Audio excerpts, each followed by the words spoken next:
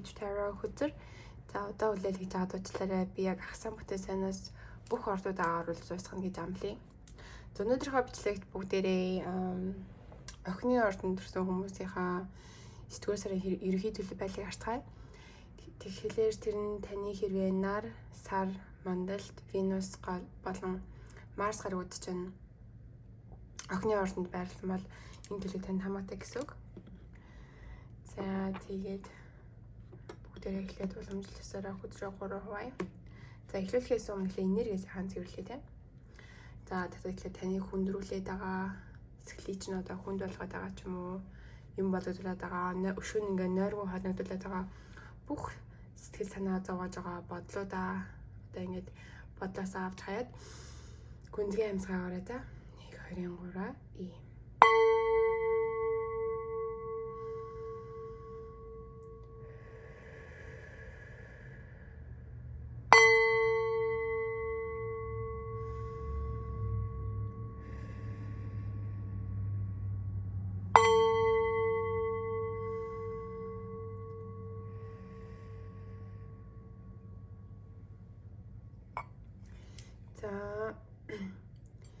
надад мэдээлэл авчдаг охин нэрүүд минь ээ. Өнөөдрийнхөө бичлэг бүгдээрээ охины ордонд төрсэн хүмүүсийн 9 дугаар сарын ерөнхий төлөв байдлыг харцгаая. Тэгэхээр та бүгд маань охины ордныхан маань яг ямархуу энергийн төлөв байдал дээр явж хэлж үзлээ 9 сард. Тэр нь хайр дурлалын талбар дээр эрүүл мэнд, карьер юу гэдэг нь те ерөнхий төлөв байдал нь ямар байна хэлж үзлээ нөө. Охины ордны хүмүүсийн маань 9 дугаар сарын ерөнхий төлөв байдал зарим охины ордныхан маань эхний ордны хүнтэй харилцаа үүсгэсэн байж магадгүй. Эсвэл 9 сар зарим охины ордныхан маань яг заяаны хандаа учирч магадгүй мэй шүү. Гүзэр таашаа өмслээ. Би нөгөө нэг харахтаа бодохдоо юу гэхгүй юу? Lovers гэдэг хүзрэг болохоор ингээд яг нэгэн сүнсний хоёр хэсэг гэж хардаг. Тэгэхээр яг нэг сүнс ингээ хуваагдаад хоёр болж хүн болоод төрөнгөтэй. Яг амьдрал дээр тэр хүнийг олдог ч юм уу тий. Тэгэхээр яг заяаны хань болоод байдаг юм болов гэж би боддог. Заяаны хань soulmate хоёр өөр ойлголт юм манайхаа дараа тусдан төлөвлөгөөнд тайлбарлана. За би уламжлалцсараа 7 карт авнгаах байгаа. Тэгэхээр одоо өшөө илүү 2 карт өгөөч. Энэ маань ерөнхий төлөв учраас хүн болгоны амьдрал таарна гэж байхгүй. Тийм учраас таах мэдээлэл нь хаяад хайх мэдээлэл нь хаяа за. За хүзрний дадлын нэг Wheel of Fortune дэш гарч байсан. За ямар ч хэлсэн хайраар дүүрэн 9 сар өнгөрч ингэж би харж байна.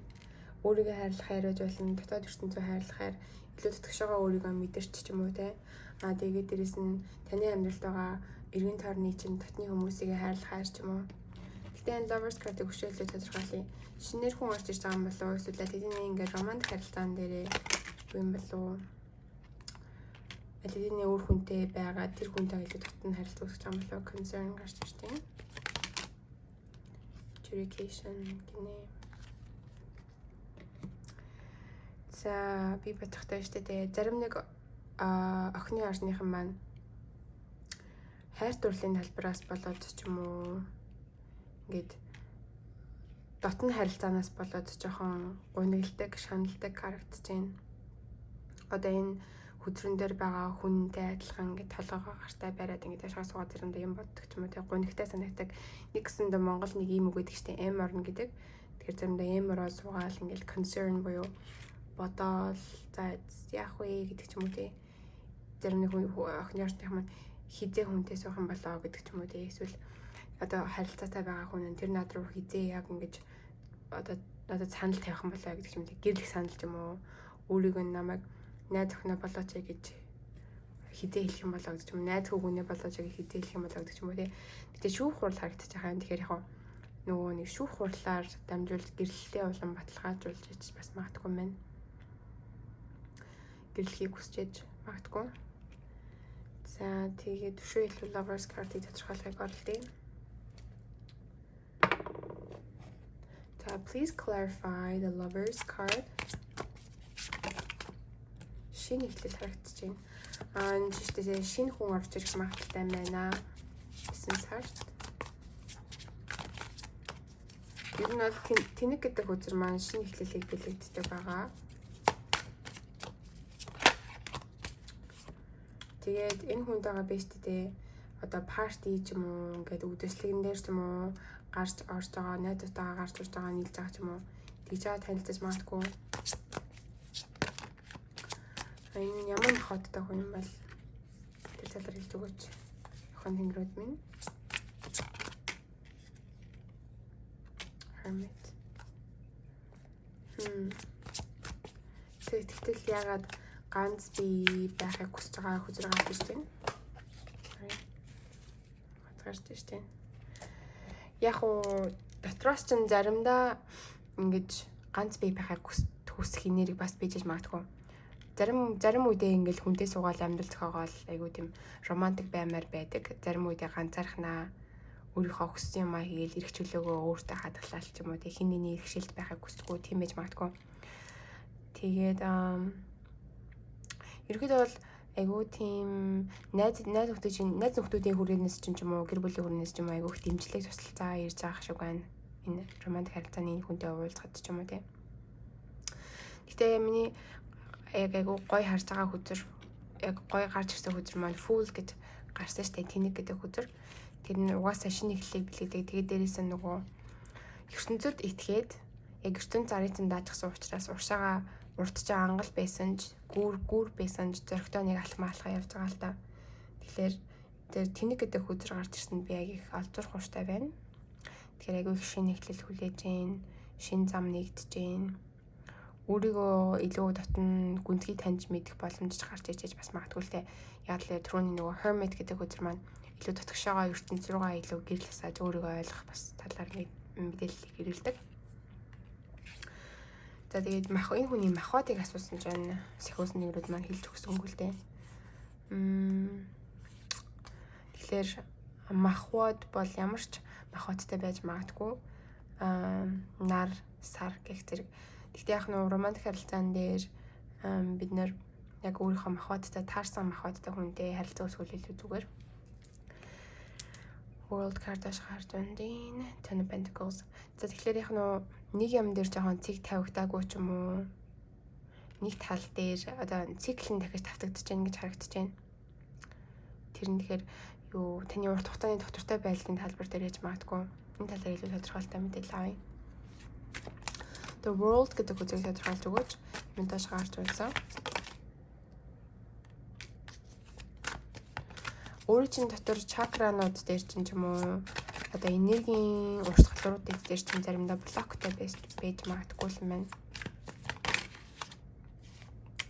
The Moon, Queen of Swords, World. Тэгэхээр яг харилцаа, холбоо, контакт үүсгэхийг хүсэхгүй ч байгаа юм уу? Moon хүзэр доошоо харж унахаар яг ингээд урд нь харахгүй байсан зүйл нь харагдаж эхэлж байгаа гэсэн үг. Тэгэхээр тэр чинь нэг өсөн дуул нь сайн мэдээлэлтэй. Харахгүй байгаа зүйлээ харж гин, мэдгүй байгаа зүйлээ мэдж гин. Одоо жишээлбэл сартай шөнө ямар зүйлээ харанхуй байхад сар гэрэлтүүлдэгтэй тэр харанхуй шөнийг. Гэхдээ бид нэр сарны нөгөө талыг хизэж харж чаддаггүй шүү дээ. Тэгэхээр заавал нар бийжээж сар гэрэлтдэг. Тэгэхээр сар гэдэг үзэр мандашгаа харж унахаар нэг гэсэндөө яг тэр сарны нөгөө тал буюу харахгүй байгаа зүйлийг харуулж өгч юм тий. Тэгэхээр логик ухаанаа ашиглаж байгаа ч юм уу. Ер нь бол Queen of Swords гэдэг чинь нэлээд тийм логикоор айгүй их сэтгэдэг боддог. Тэгээд дотоод бодол санаа нь одоо энэ цэнхэр цэлмэг тэнгэр шиг ингээд юу байгаа. Юу гэмдээ clear буюу цэлмэг ямар ч тийм үүл манан дотор нь байхгүй. Тэр юм доош гарч унахаар зарим нэг хүмүүс маань бодол нь жоохон манантарч агаад тэгээд манантарн гэдэг чинь юу гэсэн юм блэ? Амьдралдаа яг ямар алхам хийх вэ гэдгээ олж мэдэхгүй ингээ харанхуй тэмдрээд явж яснаа гин нэт гэрэл гарч ирж бас магадгүй юм байна. Тийм ч учраас ертөнцийг ч юм уу өөрийнхөө амьдралыг ч юм уу өөр өнцгөөс харах магадaltaй. The world card харж байна. Тэгээд нэг гоё энерги гарч ирсэн нь Ten of Pentacles гэдэг хүчээр гарч ирсэн. Тэр маань юу гэдэг вэ гэхээр ерөнхийдөө айгуу тийм илбэг, дэлбэг, хангалуун, чинэлэг энерги бэлэгддэг. Тэдээс нь санхүү дээрээ холбоотой. Тэгэхээр санхүү дээрээ 9 сард таныг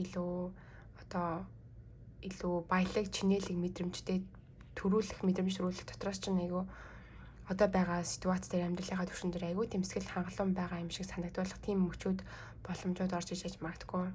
Карьерийн талбар дээр ч юм уу тий шинэ бизнесийн түвшинтэй уулзах ч юм уу. За нөө Ten of Pentacles-ийг өшөө илүү тодорхойлуулах гэж байгаа л тий. 10 Pentacles-ийг тодорхойлж өгөөч. Knight of Cups гарч ирсэн. Knight of Cups гэж байгаа хүмүүс маань ерөнхийдөө шинэ боломжийг бэлэгддэг. Заримдаа танаас насаар залуу ус махбодтой хүнийг ч бас бэлэгдэж байх магадaltaй.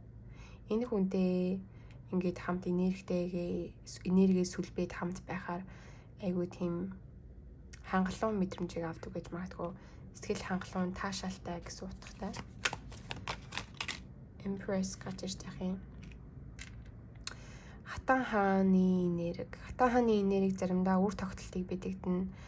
Зарим нэг охины орныхаа маань 9 сард жирэмсэн болохыг хүсэж магадгүй. Тэгэхээр хэрвээ та жирэмсэн болохыг хүсэж байгаа бол тийм хүүхдтэй болохыг хүсэж байгаа бол энэ маань сайн хүзэр айгүй үр тогтолттой, үр шимтэй, үр өгөөжтэй байна гэж харагдаж байна 9 сард.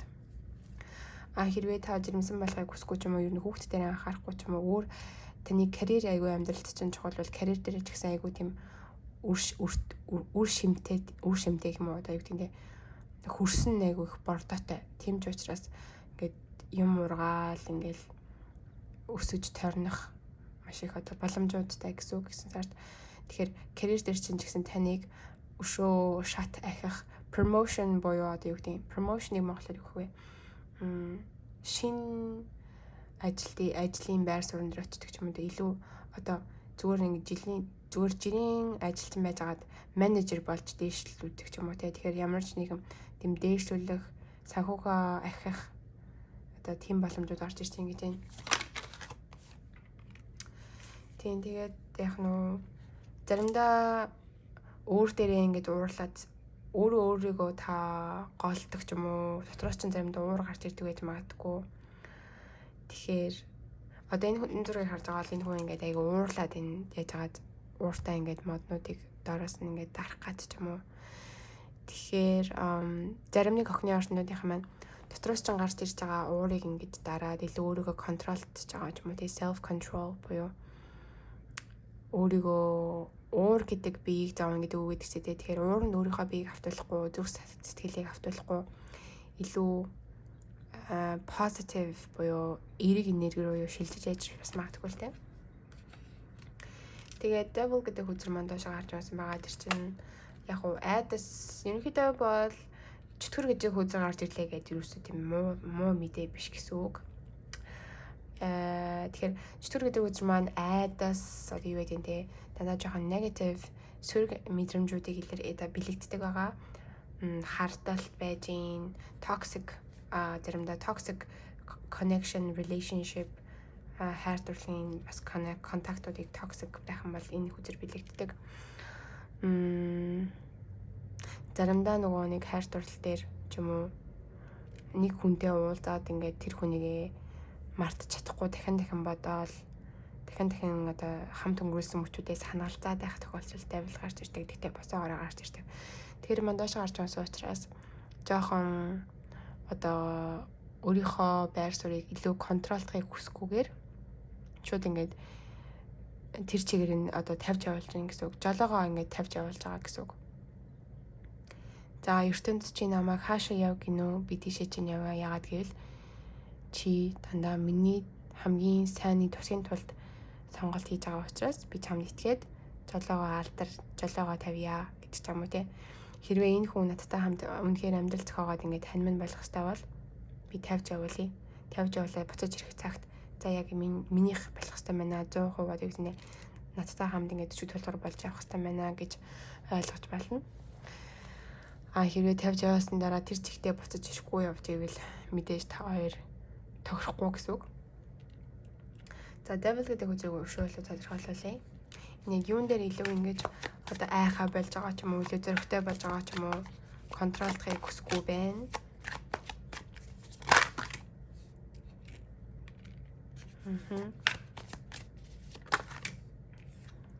Шинэ боломж орж ирж байна.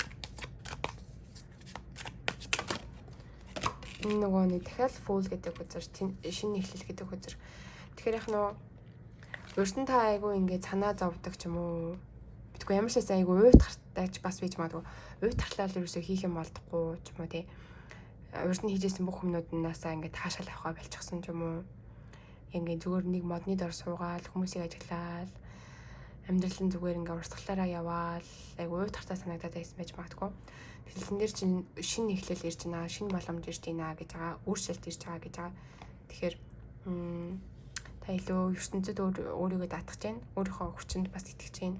Тэгээд өнөөдөр туулсан, үзсэн, харсан бүх юм чинь яг үүндээ ертөнц одоо танд өгөх бүх юмнууд биш гэдгийг ойлгосон.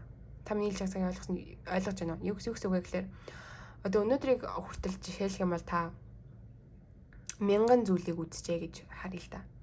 Гэтэл энэ модны дор сууж байгаа хүн бодохдоо тэр 1000 зүйлийг үзснийхаа дараа за би амьдрал гэдэг зүйлийг ингээд үзчихлээ. Амьдралч бараг ерөнхийдөө хүмүүс 1000 зүйлийг л үзүүлдэг байна гэж бодож байгаа. Гэтэл яг үүндээ бол амьдрал бүр 1000-аас хязгааргүй олон зүйлийг хүнд ингэж үзүүлж боломжууд юм уу тий хязгааргүй их шанс гайхамшигыг харуулдаг. Тэгэхээр тэр бүхнийг илүү ойлгоод айхаа болоод ч юм уу тий санаа зовхоо болоод ч юм уу контролдохыг хүсэхгүй тэгээд тэр чигээрээ ингэж одоо таны хүсэх амьдрах хүсэл эрмэлзэл болон ертөнцөөс таашаал авах таашаал эдэр дээрээ дотроос чинь мэдрэмжэднэр дээрээ илүү тэднийг өндөрсгөх өндөр вибрац дээр авчрах боломжууд орж ирж байгаа гэж амьдралаас илүү таашаал авах тэгэхээр чинь бас гайхамшигтай news гайхамшигтай мэдээ. За яг нь 5 of Wands гэдэг үзрийг би тайлбарлахдаа дотоод ертөнцтэй тэмцэл явагдаж ээж магадгүй эсвэл одоо карьер дээр ч юм уу гэр бүлийн харилцаан дээр ч юм уу тий гэж жоохон маргаан бас байж магадгүй одоо энэ үзрийг харж байгаа хүмүүсийн хоорондоо маргалцж байгаад тэгэхээр энэ хөдөр мандаж гарч унсаж учраас 9 сард жоохон маргаан ч юм уу үйл ойлголцол ч юм уу тэр тал дээрээ тийм юм гарахгүй байх магадaltaй. Яагаад гарахгүй вэ гэснээр та угаасаа нөгөө юмыг контролдохыг хүсэхгүй те хин нэг чи надад тийм хандаасаа гэж хүсэхгүй. Хүмүүс чинь яг өндөл би бодохдоо яагаад үйл ойлголцол явагддаг вэ гэдэг ч юм уу те яагаад ингэж би битэйгээ хэрэлддэг вэ гэдэг ч юм уу те яагаад гэдэг вэ гэхээр тухайн хүнийгээ тодорхой нэгэн арга байдлаар байгаасаа гэж хүсдэг. Тодорхой нэгэн одоо зан араашаа гаргаасаа гэж хүсдэг те. Тэгэхээр яг тэр зан араашаа хүссэн зан араашаа гарахгүй байх тохиолдолд бид нэр сэтгэлээр ундаг. Тэгээд дээрээс нь тухайн хүндээ сэтгэл гутардаг ч юм уу те. Тэгээд үйл ойлголцол явагдал нэг тиймэрхүү. Тэгэхээр яг нөгөө контролоо тавьж явуулсан үндсэн дээр та хин нэгнээс хүлээлт үүсгэхэ болчихсон байж магадгүй. Тийм ч учраас ийм маргалтай үйл ойлголцоо гарч ирэхгүй. Эсвэл дотоод ертөнцийн чинь нөгөө lovers гэдэг хөдөр бас байгаа учраас илүү ингэж битэйгээ айгуу гоё balanced гэд гоё нэгцээд ямар ч тийм дотоод ертөнцийн өрсөлдөөн дайн ч юм уу дотоод ертөнцийн чинь цавлгаатай биш байна гэсэн үг. Айгуу гоё ингээд намуухан тайван нэг сонголт хийсэн бол тэрний хөдлөө тууштай явдаг ч юм уу тий. За тэгээ би энэ 5 of Wands гэдэг үзэг улам илүү тодорхойлуулахыг оролдъё. Toil and labor, coffin, unexpected income. За тэгэхээр юу гарч ирж байна л да. Toil and labor гэдэг хөтөр дээр ингэж байгаа байхгүй юу? Энэ гурваар би сайн тодорхойлууллаа шүү дээ. Энэ 5-ын Wands гэдэг хөтрийг. Тэгэхээр хамгийн эхлээд юу гарч ирсэн бэхээр ажил дээр айгу шаргуу ажиллаад ядарч байгаа ч юм уу тий toil гэдэг чинь ингээл хийгээлээдэг одоо энерги шавхтаал ядраал гэртээ хурцж унтаад маргааш ажилдаа очиод дахиад ижлэхэн ажиллаа хийгээл. Тэгээд гарч ирж байгаа үр дүн нэг тийм одоо your effort is meaningless гэж үздэг ч юм уу те. Жишээлбэл бол яаж хичээсэн гэсэн хүсэж байгаа үр дүндээ хүрэхгүй байгаа мэдрэмж ч юм уу те. Тэгэхээр тэр бүгний төгсгөл ирж байгаа гэж энэ кофен буюу ингэж авс харагдаж байгаад энэ авсны цаана ингэ цэцэг ургаад нар мандж байгаатай адил шинэ боломж ертөнцөөс тань руу орж ирж байгаа байхгүй юу. Гэсэн дотроос ч одоо таны хийж байгаа хичээж байгаа одоо бүр тэр юм жижигхэн болов хичээсэн хичээлт чинь маш их үр дүнг авчирнаа. Маяг хүсэж байгаа үр дүнг авчирхад туслана гэж байгаа байхгүй юу. Шинэ тийм мэдрэмжүүд, шинэ боломжууд урд нь ингээд ямар ч юм expect хийж байгаагүй хүсэж байгаа хүлээлт үүсгэж байгаагүй газраас ерөөсөө хараагүй сонсоогүй тийм газраас баш тань руу ингээд юм санхүүгийн их усруу орж ирэх магадaltaй. Тэгэхээр 9 сард яг маш олон боломжууд хаалгууд нэгдэж ингэж би харж байна.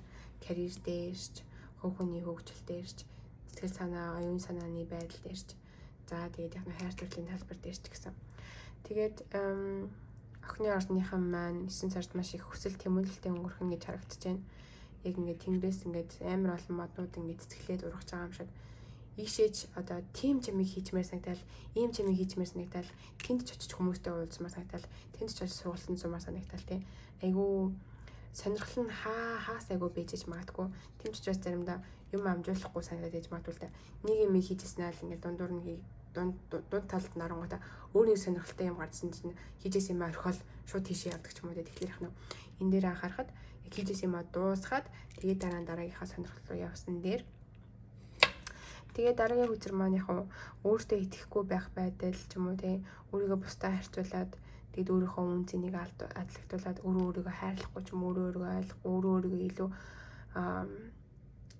хүн дээр ингэж шүүдэг ч юм уу тий. Тэгэхээр тэр чигийг тэр бодлуудыг тэр үйлдэлүүдийг тэр давтамжуудыг ингэж орхиж ийн гэж энэ чинь маш сайн. Тэгэхээр яг нөө би бодохдоо охины ордныхан маань өөрсөндөө хэлдэг байх л та. Чиний өнөөдрийг өөртөл туусан амьдралыг чамаас өөр хинч ойлгохгүй. Хамгийн сайн найз чинь бай, дотны ээж аав чинь бай. Тэгтээ ах дүүнэрч байсан гэсэн. Төрсөн ах дүүнэр байсан гэсэн хинч ойлгохгүй. Чамайг яагаад тэр мөчөд тийм сонголт хийсэн гэвэ гэдгийг чи өөрөө л мэдчихэж байгаа. Тийм учраас өнөөдрийг хийсэн сонголтоо чи яг нь битгий өөрийгөө буруутгаа сонголт болгоны цаана хичээл сурсан юм шүү. Тийм болохоор үн цэнтэй. Тэгээд дээрэс нь өөрөөсөө илүү итгэхтэй, өөрийгөө буруутгахгүй байх нь маш чухал гэж харагдаж байна.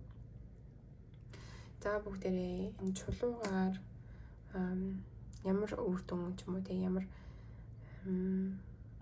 зөвлөмж мэдээлэл манай чулууны маань мэрэгний захиусыг тань та бүхэн маань өгсөн. За энэ цаас охины ордныханд маань яг ямар хөө үр дүн гарч ирж байна. Тэр талаар мэдээлэл.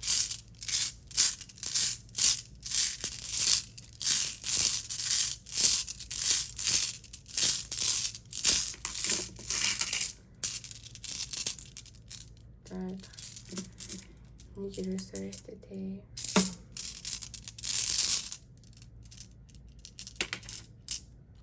Гар дээр ингэ таад нэг болсон. За барууныг сонгох, зүүннийг сонгох. Барууныг сонгох гэж байна. За би баруун чулуу тавилаа. За баруун чулуу юу байсныг би олдохгүй та бүхэндээ тайлбарлая. Хүлээлгэж байгаа дуучлаарай. За энэ хүзрэгний энэ чулуу маань M гэдэг хүзэр M гэдэг үсгэнэгтэй дундал нь ингээд X үсэж байгаа. За би энийг номноос гэс хараад.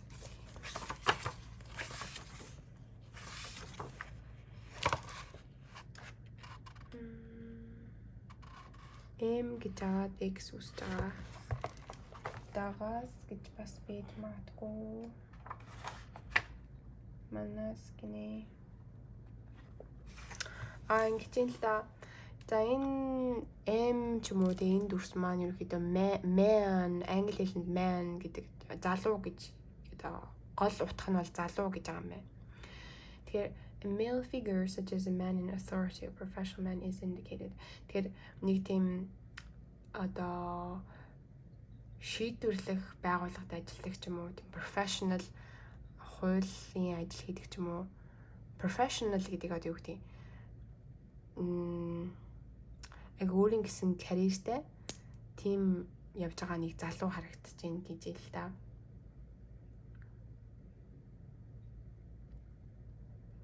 За тэгээд би өшөө илүү гүнзгий мэдээлэл авахыг та бүхэндээ харуулъя. Манаас гэдгийг өшөө илүү ямар мэдээлэл өгч.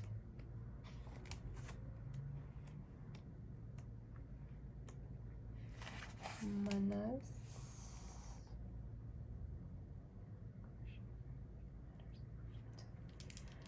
за тэгэхээр энэ чулуу гарч ирснээр ерөнхийдөө амжилтыг бэлэгдэж байна гэнэ л дээ. Тэгэхээр амжилт нь болохоор бусадтай хамтарч хийсэн ч юм уу, бусдыг оролцуулсан ямарваа нэгэн ямар ч зүйл байсан гэсэн амжилт ирж байгаа юм л дээ. Одоо teamwork буюу хамтаа олноор ажиллах ажил байж болно. Agreements буюу хууль ёсны тийм одоо юу гэдэг гэрээ хилцээж бас байж болох юм байна. Заримдаа нөгөө нэг exam буюу одоо зарим сурагчид үзэж байгаа бол хичээл шалгалтын дээр ч гэсэн амжилт харагдаж байгаа гэж байна л да. Тэднээс энэ чулуу гарч ирснээр improves mental health буюу одоо бидний оюун ухааны эрүүл мэндтэй айгу тэрэн дээр дэвшилт явагдаж байгаа гэж байна.